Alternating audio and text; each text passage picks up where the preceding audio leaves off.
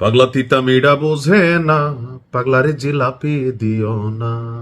মানে যারা আমার নিয়মিত অডিয়েন্স আছেন, 9mm2 নামক একটা ফেসবুক পেজ আছে, এটা হচ্ছে আসলে ফেক পেজ। বাবা, আগামী 48 ঘন্টার মধ্যে ইরান যেমন আমেরিকা ইসরায়েলের বিরুদ্ধে যুদ্ধ করছে, আমি তোমার বিরুদ্ধে কিন্তু যুদ্ধ শুরু করছি। 9mm2 ফেসবুক পেজটা, এটা আসলে ফেক। যারা ভাই ব্রাদার আছেন, আমার বন্ধু বা ভালোবাসার মানুষ, একটা একটা করে রিপোর্ট মাইরা দিয়েন, বাকিটা আমি দেখে নিচ্ছি। যাই হোক, ইউটিউবে কিন্তু অনেকে নজরদারিতে আছেন, হ্যাঁ, মানে খেপাইয়েন না আর কি। তো আমি খেপি আর না খেপি, ইরান কিন্তু খেপা গেছে। আমেরিকার রক্তচক্ষুকে উপেক্ষা করে একের পর এক ধাঁচু টাইপের অ্যাকশন চালাচ্ছে, আর এবার ঠিক পয়েন্টে আঘাতটা করছে। ধরেন একজন মানুষ আমারে খালি ঢিল মারতেছে, তো আমি যদি একটা ঢাল নিয়ে তার সামনে দাঁড়াই থাকি, কতক্ষণ টিকবো ভাই? ঢালও তো একটা ধাতব পদার্থ। সেই যদি মনে করেন তীর মারে, হয়তো ঢাল আটকাবে, কিন্তু যদি মেশিন গান মারে, আমার তো ঢাল আটকাবে না, আমার মরতে হবে। সো ওই যে ইংরেজিতে একটা কথা আছে না, prevention is better than cure. অর্থাৎ কোনো রোগ হওয়ার পরে ওইটার ওষুধ খাওয়ার চেয়ে এই রোগটাই যেন না হয়, সেই ধরনের ভাবে চলাফেরা করা উচিত। তো প্রথম থেকেই ইরান চেষ্টা করতেছিল, যেখান থেকে টোটাল অভিযানটা চলছে, ভারত মহাসাগর পাশাপাশি আরব সাগর, সেখানে মার্কিন যুক্তরাষ্ট্রের যে বিমানবাহী রণতরীগুলো, ডেস্ট্রয়ার, ফ্রিগেট, তারপরে আরো অনেক ধরনের হুলস্থুল একটা আয়োজন, সেখান থেকে এই মুহূর্তে কেন্দ্রীয় কমান্ড আপনার সিদ্ধান্ত নিচ্ছে ইরানে কখন কিভাবে হামলা হবে। তো এর মাঝখানে ওই জাহাজগুলোকে নিরাপত্তা দেওয়ার জন্য ভারত মহাসাগরে একটা মার্কিন যুদ্ধ জাহাজ আপনার অপেক্ষমান ছিল বা নিরাপত্তা দিচ্ছিল। এবার সেই মার্কিন যুদ্ধ জাহাজকে শক্তিশালী হাইপারসোনিক মিসাইলের মাধ্যমে শরীর সমাধি করে দিয়েছে বীর জওয়ানরা আইআরজিসির।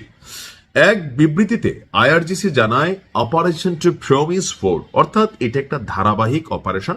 গত বছর যখন ইসরায়েলের বিরুদ্ধে লড়াই চলেছে, তখনও অপারেশন টু প্রমিস ছিল, এরপর এটা বিভিন্ন পার্টে আপনার সামনে আসছে। এই ধারাবাহিকতায় এই অভিযান চালানো হয়েছে। ইরানের দক্ষিণ উপকূল থেকে প্রায় 650 কিলোমিটার দূরে অবস্থিত একটি কৌশলগত মার্কিন সামরিক এই যুদ্ধ জাহাজের উপর সফল আক্রমণ পরিচালনা করা হয়েছে বলে তেহরানের পক্ষ থেকে আমাদেরকে ঈদ মোবারক জানানো হয়েছে। আইআরজিসির দেওয়া তথ্য অনুযায়ী ভারত মহাসাগরে একটি মার্কিন ডেস্ট্রয়ার যখন আমেরিকার একটি জ্বালানি পরিবাহী ট্যাঙ্কার জাহাজ থেকে জ্বালানি সংগ্রহ করতেছিল, অর্থাৎ আমরা যে সমুদ্রে যুদ্ধ জাহাজগুলো দেখি প্রতিনিয়ত, এগুলাতে আপনার জ্বালানি সরবরাহ করতে হয়। তো এটা একটা চেইন অফ লাইন থাকে, যেভাবে এই জাহাজগুলোর জন্য হিউজ পরিমাণ তেল লাইন মানে এখানে ব্যবহার করা হয়। তো ওই রকম এই জাহাজটাতে তেল নেওয়ার জন্য তারা সেখানে গেছিল, আর এই সুযোগটাকেই সুযোগ পেয়ে কাজে লাগিয়ে দিয়েছে। বলা হচ্ছে ঠিক সেই মুহূর্তে যখন জ্বালানি সংগ্রহ করতেছিল, ঠিক সেই মুহূর্তেই এটাকে লক্ষ্যবস্তু করা হয়। অভিযানে ইরানের নিজস্ব প্রযুক্তিতে তৈরি কাদার 360 এবং তালাইয়ে শব্দের মধ্যে একটা ভাব আছে, তালাইবা, এটা হচ্ছে আপনার তামিল ওয়ার্ড, আর এটা হচ্ছে কি তালাইয়ে, নিচে শেষে হ আছে, আর এটা হচ্ছে কাদার, মানে এই শব্দগুলো একটু চাপ দিয়ে বলা লাগে আর কি। যাই হোক, এই উন্নত মানের হাইপারসোনিক মিসাইল ব্যবহার করা হয়েছে। গোয়েন্দা প্রতিবেদনের বরাত দিয়ে আইআরজিসি বলছে, ক্ষেপণাস্ত্রের আঘাতে মার্কিন যুদ্ধ জাহাজ এবং জ্বালানি ট্যাঙ্কার উভয়ই অগ্নিকাণ্ডের শিকার হয়েছে এবং বিশাল ধোয়ার কুণ্ডুলি নিয়ে ভারত মহাসাগরে সলিল সমাধি হয়েছে।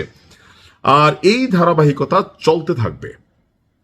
এই লড়াই ইরান থামাবে না যতক্ষণ পর্যন্ত শত্রুরা লড়াই করতে বা লড়াই থামাতে তারা রাজি না হবে। খেলা হবে। ভালো থাকুন।